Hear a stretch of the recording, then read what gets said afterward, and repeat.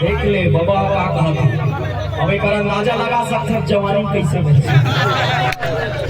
सुना बाबा एक कान छू के देख लेगा, छू के देख लेगा। छुए के जमात पकड़ा था। हाँ पकड़ी डरे है तो मैं पकड़वा था।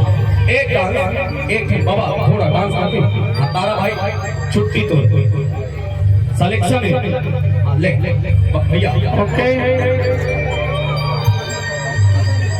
चल बाबा कहूँ वायरल हो जाए है ना।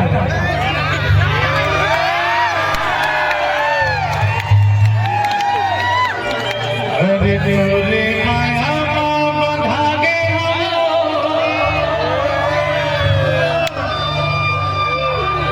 खाने का सुपैला पादागे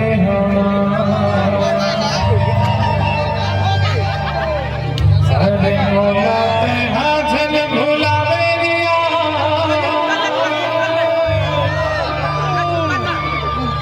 छाती में तोला बसाए हवे अभी तो भी माया